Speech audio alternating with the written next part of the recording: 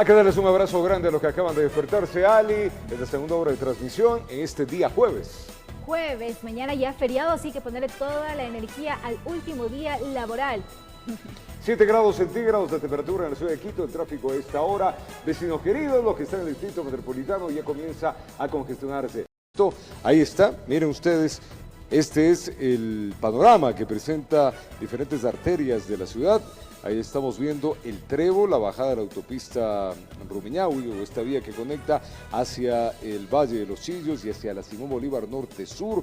Vemos que hay una carga vehicular bastante fuerte. José María Velasco Ibarra, vía también importante porque une a Napo, se une para avenida Pichincha y estas van hacia el sur y hacia el centro de la ciudad. En el centro de la ciudad hay un tráfico muy fuerte, hay una carga.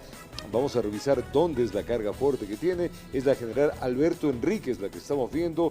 Los que están por ese sector, pues hay que tomar unas vías alternas. En todo caso, la Francisco Barba sería una vía alterna. Ahí vemos que la carga en esta vía va hacia todo el centro norte de la ciudad de Quito, se une a la Mariscal Sucre, que en este caso se convierte en la avenida occidental, y la occidental va hacia el norte de la ciudad. Pueden divisar que el tráfico es sumamente pesado en la famosa occidental o Mariscal Sucre, que viene desde el sur de la ciudad hacia el centro y de ahí se transforma en otras vías. En el norcentro de la ciudad de Quito, miren ustedes, ahí estamos en esta vía que también es muy importante. Estamos en la Ladrón de Guevara, donde hacia la Patria, 6 de diciembre y 10 de agosto, ya el tráfico está sumamente pesado. Si utilizamos otras vías, la que está en buenas condiciones es esta es la vía del túnel Guayasamín o la Guayasamín, donde no hay carga vehicular. Miren ustedes, se están yendo por la Simón Bolívar, cualquiera de los valles, una muy buena alternativa a esta hora es ir por el túnel Guayasamín. Simón Bolívar también no presenta mayor trayecto. Dentro del distrito metropolitano es el tráfico fuerte en muchas de las arterias, evidentemente iniciando este día jueves, donde la actividad va a ser sumamente fuerte. Hay fiestas, hay coladas moradas, guaguas de pan, conmemoraciones y disfrazados, porque hay algunos que comienzan desde muy temprano a celebrar el famoso Halloween. Bueno, entonces tiene que tomar vías alternas para que llegue a tiempo y seguramente muchos van a salir ya de viaje para disfrutar de este feriado. Nuestra recomendación, por favor, revise bien su carro antes de salir a las carreteras y maneje con cuidado para evitar así también los accidentes de tránsito. Rico, ¿no? 4 días. 4 días de descanso, así que a disfrutarle, ponerle toda la buena energía. Nosotros vamos a empezar y les contamos que el secretario general de la Organización de Estados Americanos está de visita en el Ecuador en el marco de la 7ª reunión de ministros de Seguridad Pública de las Américas. Expresó su respaldo al gobierno ecuatoriano.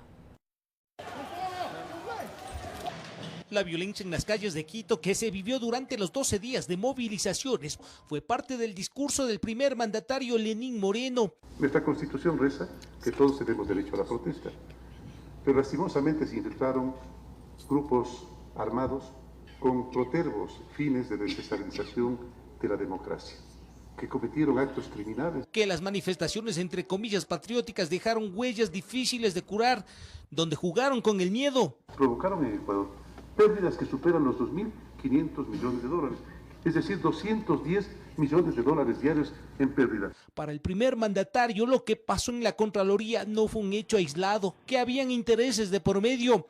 Fueron específicamente a quemar la Contraloría. El único edificio que quemaron, si mal no recuerdo, es de la Contraloría. Qué casualidad. Y las oficinas donde estaban las pruebas de la corrupción del gobierno anterior. Mientras la Organización de Estados Americanos, a través de su secretario general, expresó su respaldo al gobierno ecuatoriano. La manera en que han reconducido la situación social del país, la situación política del país, es digna del mayor de los elogios de nuestra parte. Que los saqueos y actos violentos rebasan todo derecho democrático a manifestar. Que obedecen y responden a otras dinámicas geopolíticas definitivamente necesitaban ser aislados, como los grupos violentos, los que impulsaban otros intereses políticos de interrupción de mandatos institucionales. Hablaron de una violencia organizada, de la presencia de grupos violentos, organizaciones pagadas que buscaban desestabilizar el gobierno. Que en nuestro continente la violencia organizada ha dado muestras de las que no queremos que vuelvan a repetirse. En la cita participaron 14 ministros de seguridad, viceministros, cancilleres, así como policías de varios países. Analizan la coordinación de acciones regionales para enfrentar al crimen transnacional.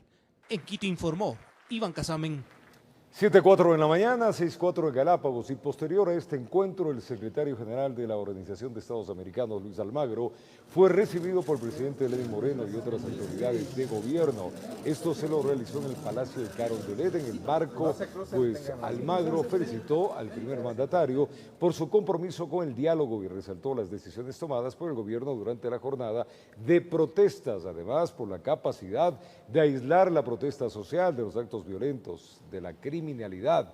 Exaltó también la forma en cómo se afrontó y superó esta crisis que permitirá seguir dando pasos para construir un Ecuador mejor. Y la Alianza de Derechos Humanos, conformada por varias organizaciones sociales con el fin de investigar si existieron vulneración de derechos durante la jornada de protestas del 3 al 13 de octubre en Ecuador, presentó el resultado de su informe.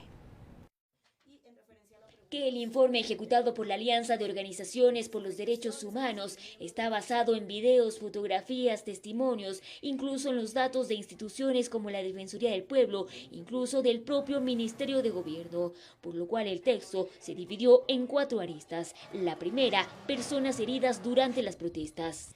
Los organismos oficiales visibilizan alrededor de 1.300 heridos en las protestas sociales. Esto lo dice la Defensoría del Pueblo. Y igual el Ministerio del Interior habla más o menos de 1.047 heridos civiles en las protestas, lo cual nos muestra que efectivamente hubo un uso abusivo de la fuerza que repercutió en que haya varias personas heridas de gravedad. Pero esto ya ha sido refutado por la ministra de Gobierno María Paula Romo durante su comparecencia a la Asamblea Nacional la semana pasada. En el caso de policías que cometieron excesos, se trata de casos aislados. De ninguna manera fue la práctica sistemática de la Policía Nacional y se encuentran en investigación. Otro de los puntos fue el número de personas detenidas. Los datos proporcionados por el Ministerio de Gobierno hablan de 1.330 personas aprehendidas y por parte de la Defensoría del Pueblo, 1.192. Al menos el 80% de ese universo de detenidos fue liberado, lo que significa entonces que no existieron elementos suficientes de convicción para que esas personas hayan sido aprehendidas. Todas estas personas fueron detenidas en el marco o de enfrentamientos violentos o de la presunción de la comisión de un delito.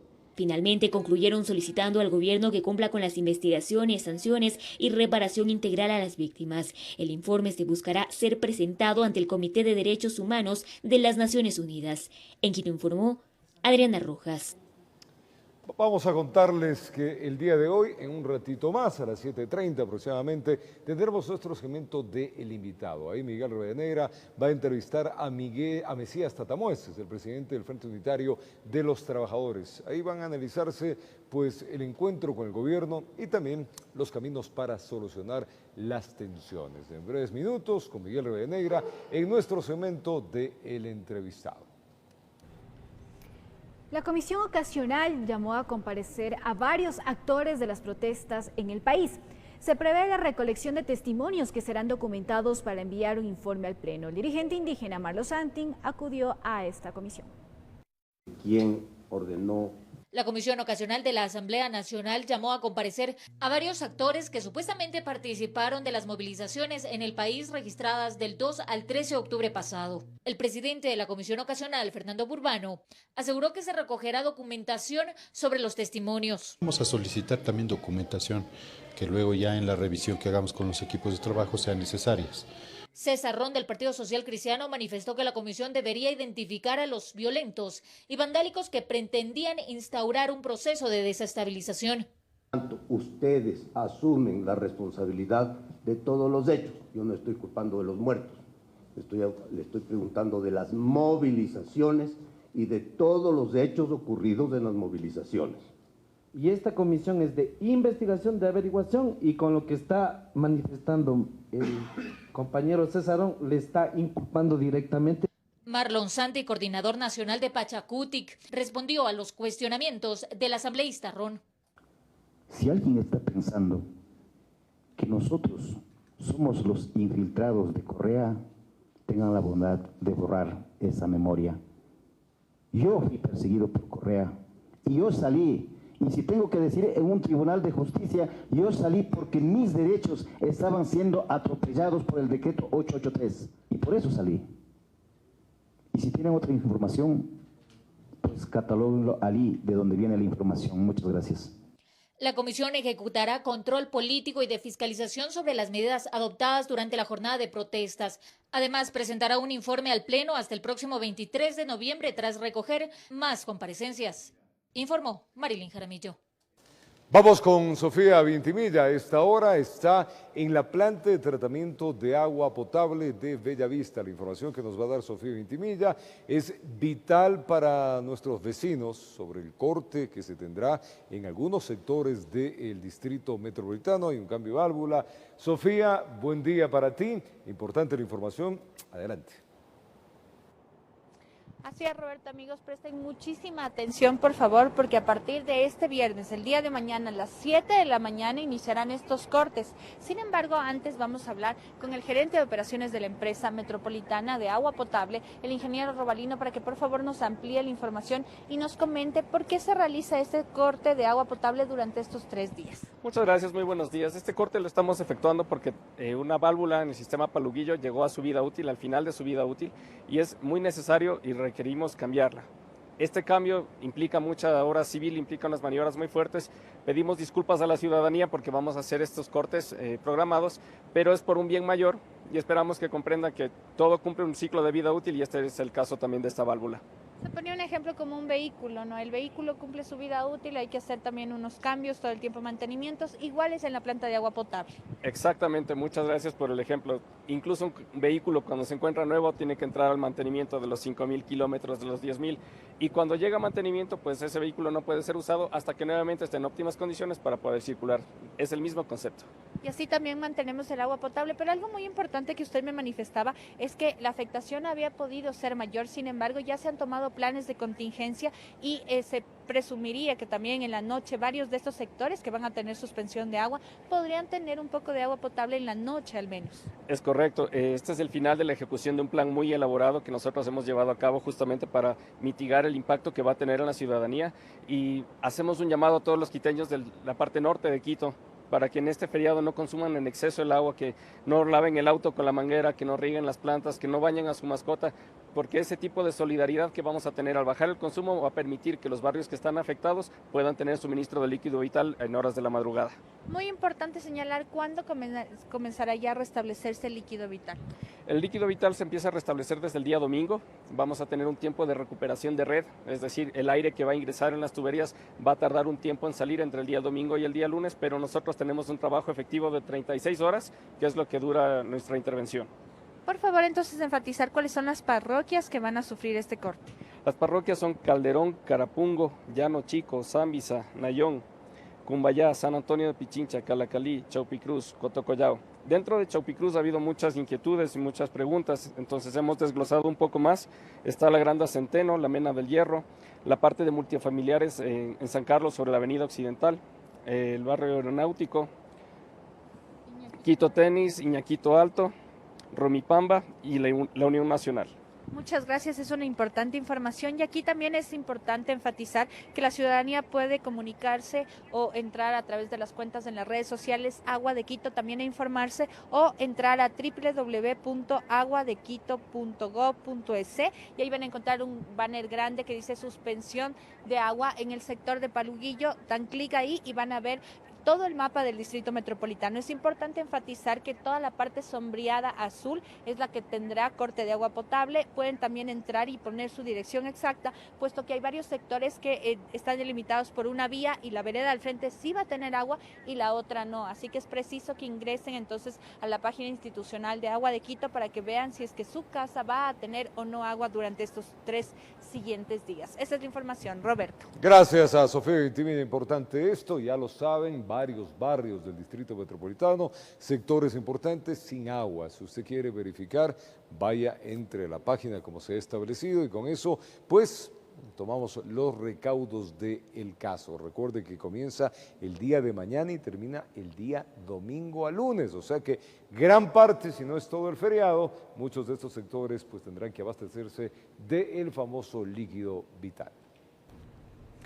Vamos a revisar otro tipo de información y les contamos que los costos del servicio de Internet en el país tendrán un precio menor desde el mes de noviembre. Esto se lograría, según dijo el ministro de Telecomunicaciones, Andrés Michelena, mediante la optimización en el tema estructural. Se espera que la reducción vaya de 20 a 15 dólares. Asegura que para el primer trimestre del próximo año se podrá reducir hasta en un 50%.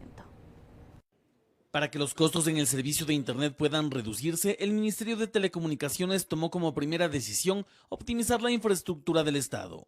Con ello, SELEC pasará también a ser distribuidor del servicio. Es decir, los 5.800 kilómetros cuadrados que tiene SELEC en fibra óptica, por donde pase luz, pase Internet. Eso lo hicieron con un decreto. Es un decreto del presidente que autoriza esta decisión y hemos entregado como Arcotel ya los títulos habilitantes para que SELEC esté legalmente habilitado para distribuir Internet. Dentro de estas decisiones también se define que la infraestructura de las operadoras privadas se puedan compartir, es decir, también se optimizan estos recursos. Usted va a una ciudad y ve 3 antenas. Ahora solo debería haber una antena y en esa antena las 3 operadoras comparten su uso. Las otras 2 antenas que me sobran van a ciudades, parroquias o recintos donde no hay conectividad. Con estas 2 primeras acciones, afirma Michelena, se ahorra el 42% del costo de operación en infraestructura privada y el 12% de operación en SELEC.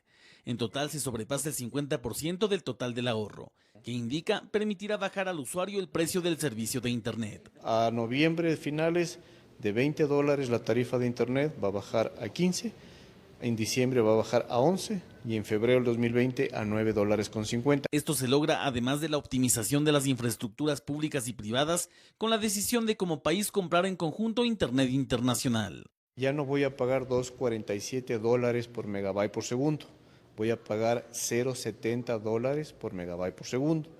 Ya no me va a costar transportar internamente en territorio nacional 9 dólares cada megabyte por segundo, me va a costar 2 dólares 70. En este plan manifiesta se ha priorizado las zonas donde no existe el servicio de Internet, así como la ruralidad. Sin embargo, para generar conectividad manifiesta se debe contar con los dispositivos aptos para la operatividad. Entonces hemos bajado los impuestos a teléfonos inteligentes, a tablets y a computadoras a 0%. Ya el ecuatoriano no paga impuestos por comprar su teléfono, su tablet o su computadora. Tengo el teléfono de acceso barato, tengo conectividad a nivel nacional y tengo una tarifa de Internet barata. Entre las ventajas de la conectividad, por ejemplo, se podrá acceder al programa de agendamiento de citas médicas único, mismo que lo está trabajando el Mintel. Este estaría listo el próximo año. Yo puedo acceder vía teléfono en una consulta médica con mi médico de mi ciudad o de mi barrio o de mi provincia y me impide trasladarme, gastar tiempo, gastar pasajes, gastar movilización y puedo tener una consulta médica desde mi teléfono con el médico que está en el hospital. Viéndolo de esta forma, nos dice, este procedimiento solo se puede lograr teniendo conectividad, cobertura y acceso, informó Javier Rosero. Es momento de irnos a una pausa comercial, amigos televidentes. Al retornar les contamos que más de 2.000 millones de dólares como perjuicio al Estado ecuatoriano es el resultado de una parte de los actos de corrupción en el anterior gobierno. Y también la CONAIE, a través de su denominado Parlamento Popular, presentará la propuesta de proyecto alternativo económico a la ONU y la Conferencia Episcopal Ecuatoriana para que sea entregada al presidente de la República. Estas y otras informaciones vamos a contarle al retornar. Son las 7:18 de la mañana, 7 grados centígrados tiene la temperatura del Distrito Metropolitano de Quito. Ya venimos.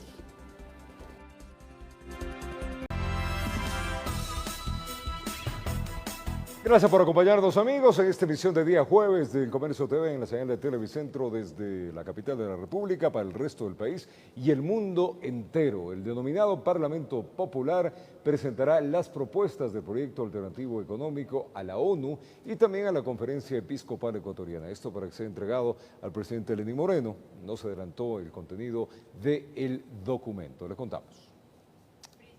El denominado Parlamento Popular de los Pueblos, donde se incluyen al menos 182 grupos sociales, entre ellos la CONAIE, la FEINE y el FUT, mantuvieron una reunión este miércoles para concretar el proyecto alternativo económico que se prevé llegue a manos del Ejecutivo para que pueda ser analizado. Esta propuesta alternativa no es de la CONAIE, es del pueblo ecuatoriano, de los 16 millones de ecuatorianos. Los sindicales evitaron dar detalles de lo que contienen los acuerdos y se limitaron a anunciar los ejes. Una política monetaria, una política crediticia, una política sectorial una política de derechos sociales para desarrollar y sacar de esta crisis económica al país. Las propuestas económicas alternativas serán presentadas este jueves en la Organización de Naciones Unidas y Conferencia Episcopal Ecuatoriana para que, en el marco del diálogo, entreguen el documento al presidente Lenín Moreno y a la espera de saber si el gobierno tomará o no dichas propuestas. Presentar un plan, una propuesta alternativa económica que recoja tanto para la educación, tanto para la salud, tanto para el desarrollo del campo, tanto para el desarrollo de todo lo que se llama progreso del Ecuador. Informó Marilyn Jaramillo. Y más de 2.000 millones de dólares como perjuicio al Estado ecuatoriano es el resultado de una parte de los actos de corrupción en el anterior mandato, de los cuales se han recuperado 18 millones. Esto de acuerdo a la Secretaría Anticorrupción de la Presidencia de la República. Varias cifras son las que se manejan como resultado de actos de corrupción en el sector público. La Secretaría Anticorrupción de la Presidencia de la República tiene un estimado. Se habla de que puede ser cerca de 30.000 millones de dólares. Hay otras cifras que hablan de 70.000 millones de dólares, pero esta valoración además atiende a los intereses que detrás existen de quienes las pronuncian. Nosotros hemos hecho un estudio que además tuvo el apoyo de las Naciones Unidas en cerca de 8 proyectos estratégicos. Aproximadamente 2.000 millones de dólares fueron desviados de manera ilícita. Proyectos relacionados al sector estratégico del anterior mandato. Hemos recuperado aproximadamente 18,5 millones de dólares que esperamos también puedan sumarse a otros recursos que han sido identificados en otros países. El esfuerzo del régimen para recuperar aún más se vería limitado por la ausencia de una ley para la recuperación de activos. Entre tanto, en la Asamblea Nacional está a la espera el análisis del proyecto de extinción de dominio.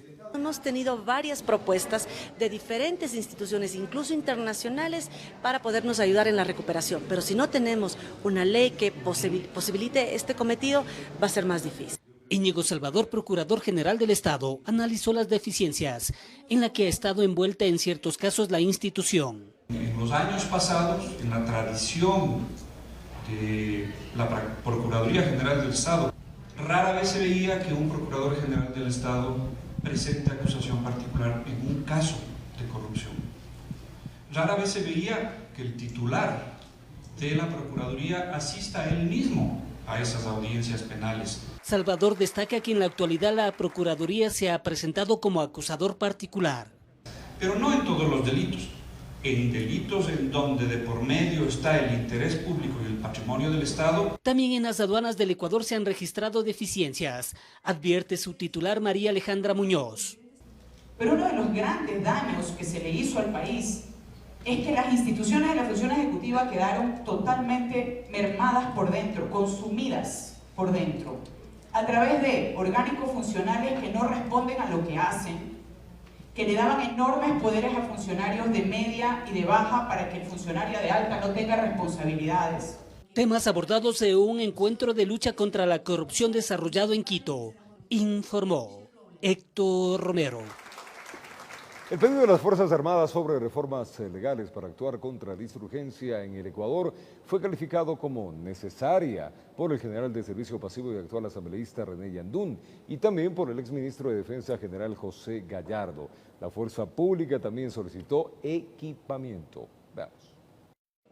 Las Fuerzas Armadas han identificado un nuevo enemigo que salió a la luz tras las protestas. Ante esta nueva amenaza de delincuentes, de terroristas, donde nuestra misión será identificarles, aislarles, neutralizarles para ser entregados a las autoridades competentes. Así calificó Fabián Fuel, jefe de operaciones del Comando Conjunto de las Fuerzas Armadas, a las denominadas guerrillas urbanas, al tiempo de demandar reformas legales para tener un mejor accionar.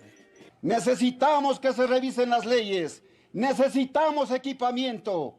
Esta inversión será en beneficio de un bien público, la seguridad.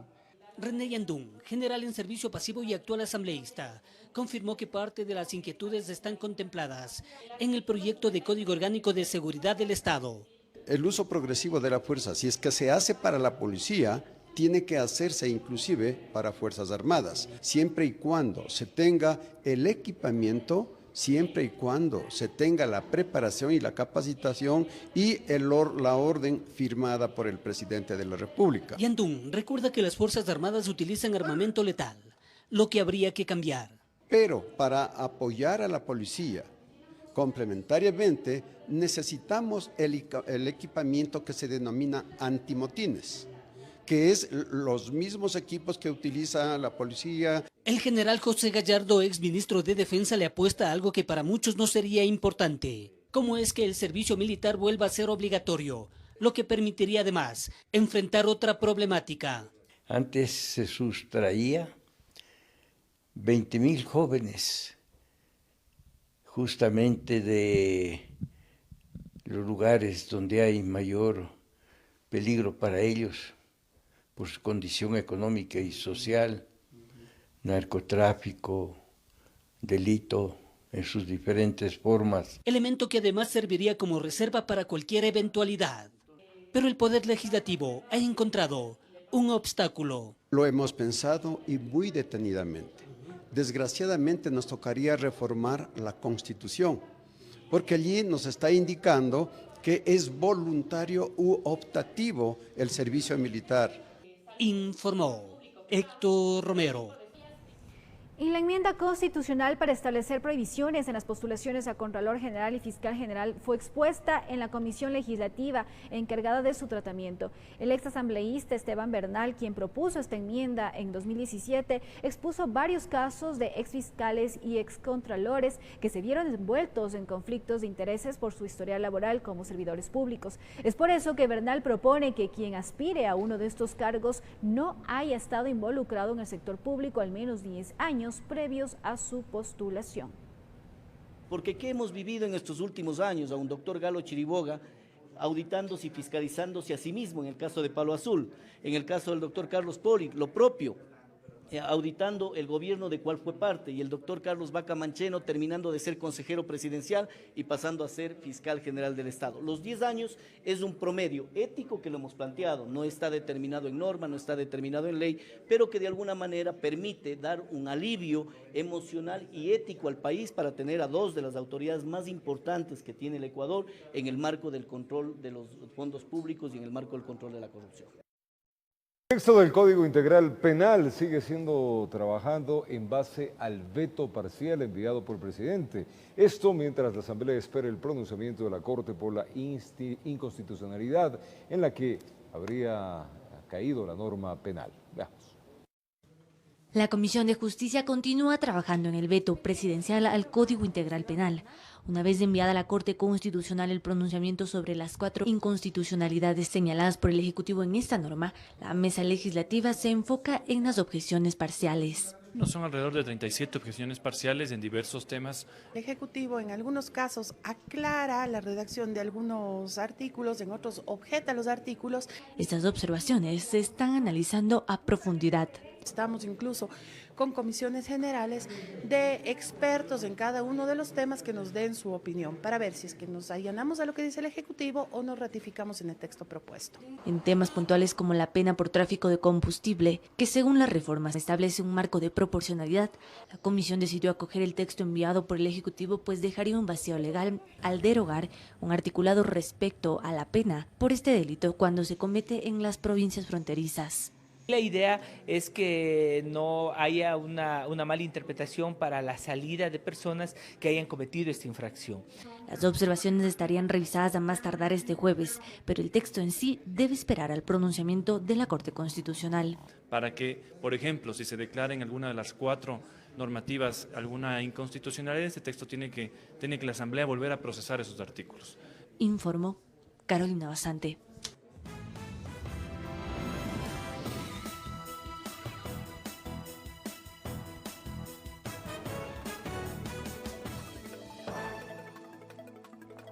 Un saludo afectuoso y cordial a los televidentes de Televicentro, Noticiero El Comercio TV y a los oyentes de Platinum FM y Radio Quito, la voz de la capital, noticiero líder en la radio.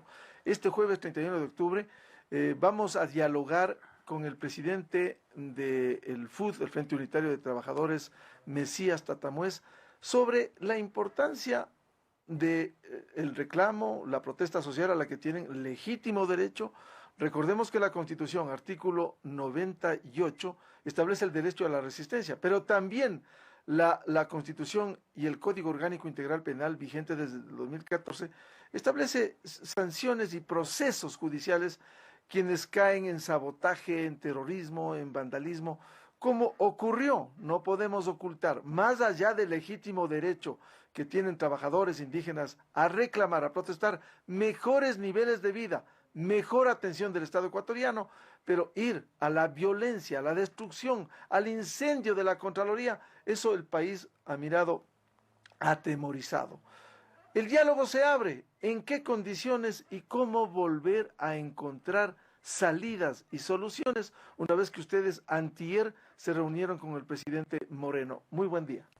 Buenos días, licenciado, buenos días, ecuatorianos, para el país. Primero, no es que una huelga o un paro es el violento, es como lo conduzcan de parte y parte, el gobierno o los trabajadores. La huelga ecuatorianos no fue de un rato a otro, solo para que vean lo que no hay diálogo.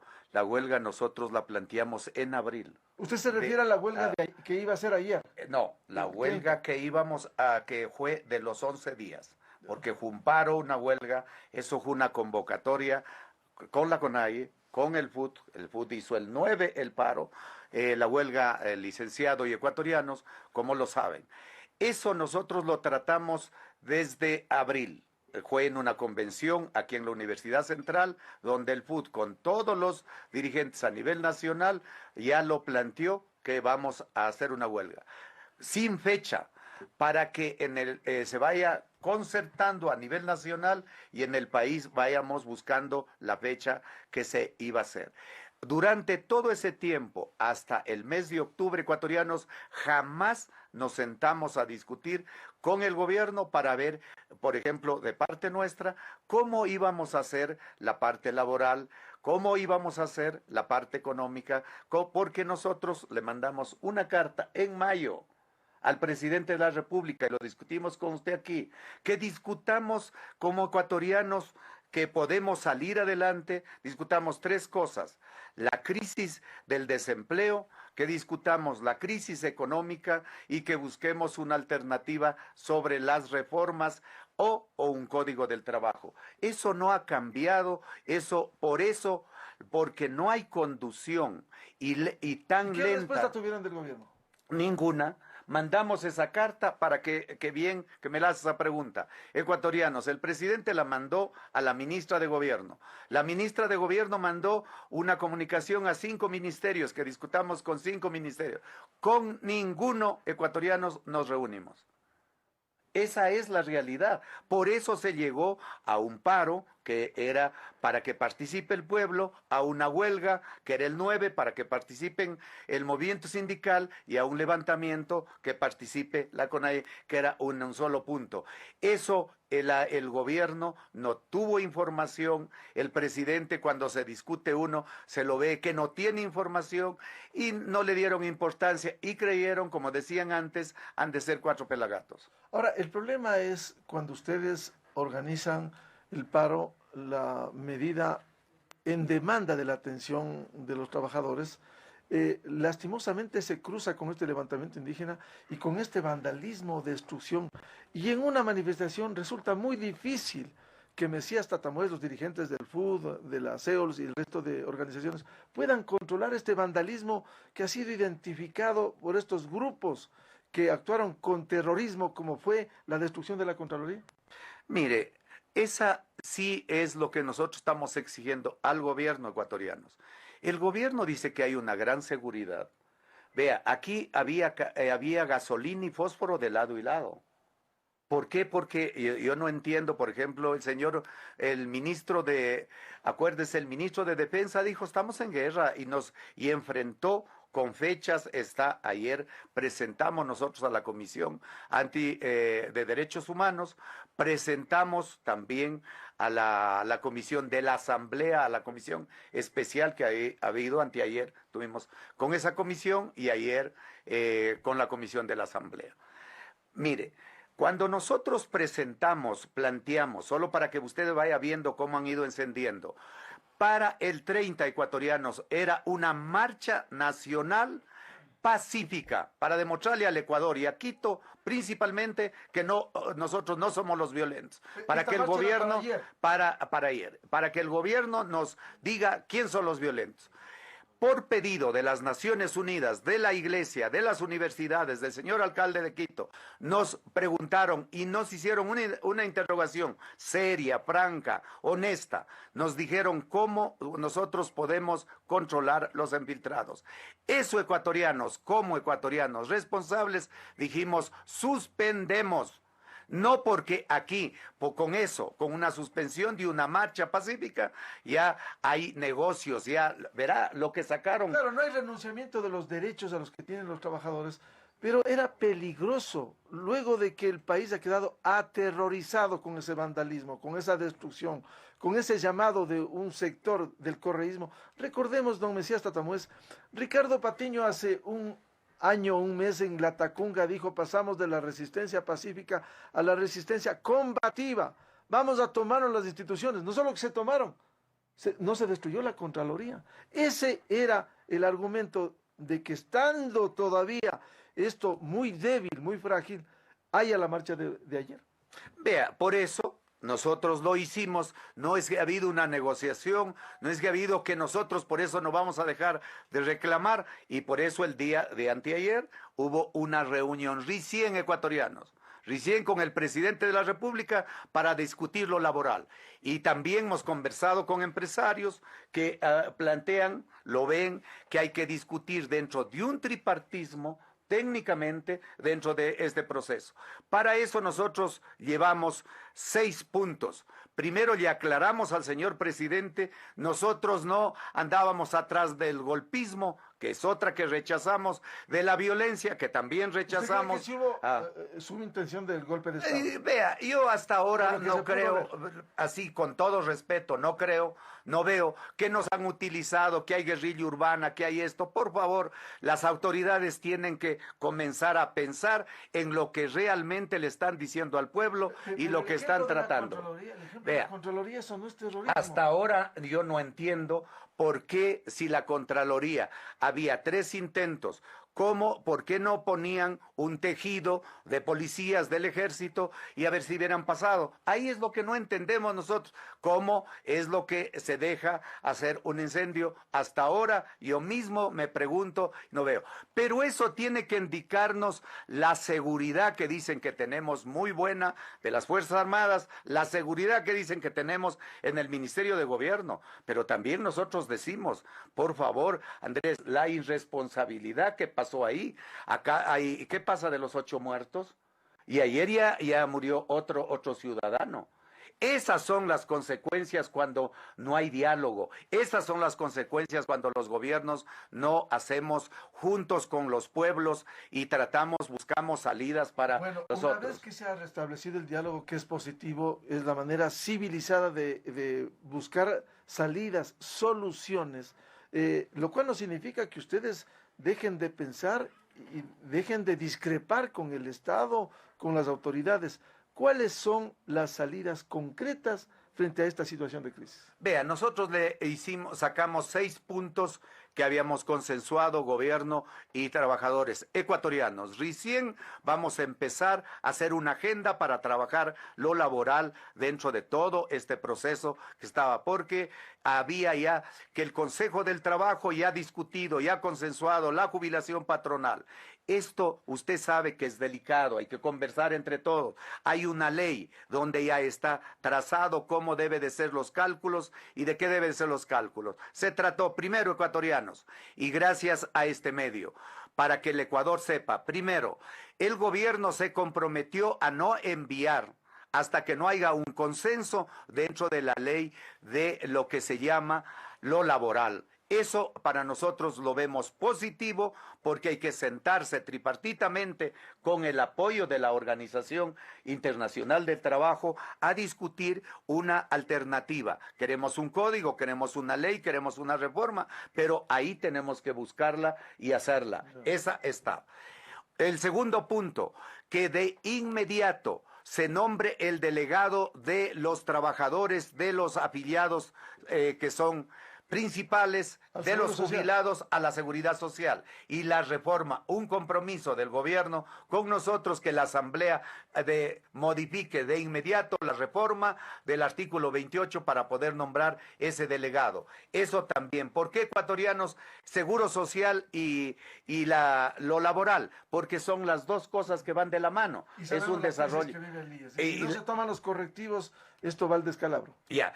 Tercer punto, que de inmediato el gobierno tiene que ejecutar una sentencia desde un año, licenciado y ecuatorianos, que sacó ya la asamblea de las enmiendas, acuérdese, primero hicieron la corte cervecera, esta corte ya sacó a limpio lo que apeló el gobierno actual. ¿Qué sentencia debe dar el gobierno? No, ya dio la corte y el gobierno lo que tiene que ejecutar, ahí es ecuatorianos, para que los trabajadores de la LOCEP sepan, ¿se quedan en la LOCEP o van al Código del Trabajo?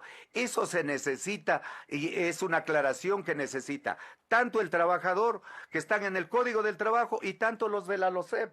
Eso, por ejemplo, es parte de todo un desarrollo laboral.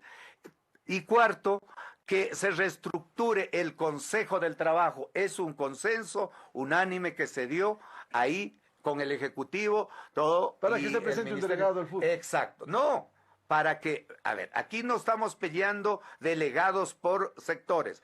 Pero en su momento ustedes criticaron la presencia. Exacto, porque no está organizado para que... Está conforme dejó el gobierno anterior.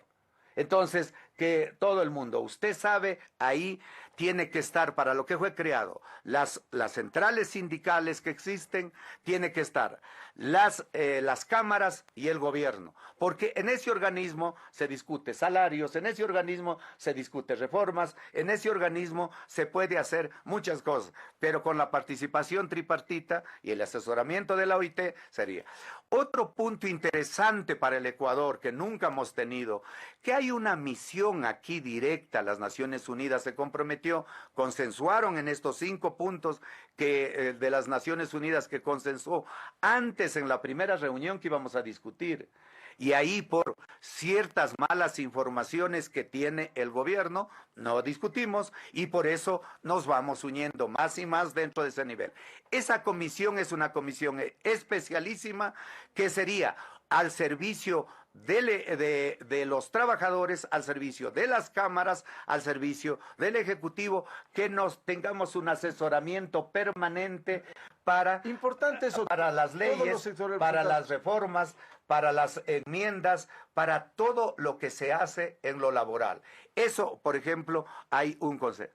Y el otro punto, ecuatorianos, que se concordó, es crear una comisión especialísima donde estén funcionarios de alto rango del gobierno, ahí se habló hasta del vicepresidente de la República y cuando puede el señor presidente, el ministro del Trabajo, para discutir 3 comisiones, una laboral, para discutir la parte, lo que es la reforma o el Código del Trabajo que nosotros hemos planteado para no hacer parches. 2, una comisión de la seguridad social, de lo que hablamos antes, de lo que está dentro del punto, que haya una comisión. ¿Y ustedes no se van a salir de este diálogo? Porque el diálogo es el mecanismo más civilizado para buscar salidas. Depende de los gobiernos, no es de nosotros. Aquí el gobierno tiene que aprender, ojalá, lo que pasa en Chile, lo que pasa en todas partes, ya lo que realmente, pasó aquí, y lo que pasó aquí. El vandalismo, la destrucción que ha habido.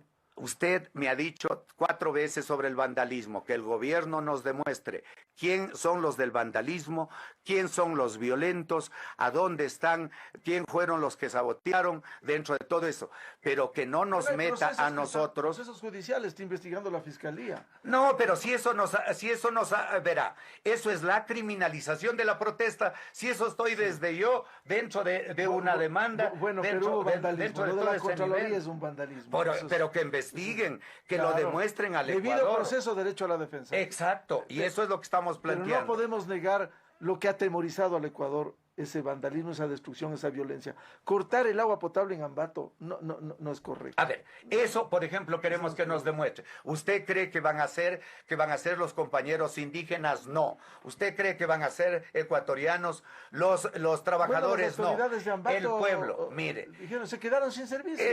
Esta movilización de 11 días fue un triunfo de derogar el artículo 883, fue un triunfo de los ecuatorianos, ese decreto, porque ese decreto fue inflacionario, ese decreto fue mal hecho, el gobierno no lo concertó dentro de todo ese nivel y para eso. Y les decimos, ecuatorianos, el día de hoy vamos a plantear todas las organizaciones una propuesta alternativa al Ecuador y al gobierno nacional. Bueno, vamos a seguir en este diálogo en las radios Platinum FM y Radio Quito con el presidente del FUD, Mesías Tatamuez, en el noticiero El Comercio TV a través de Televicentro. Muchas gracias, un feliz jueves, muy amables.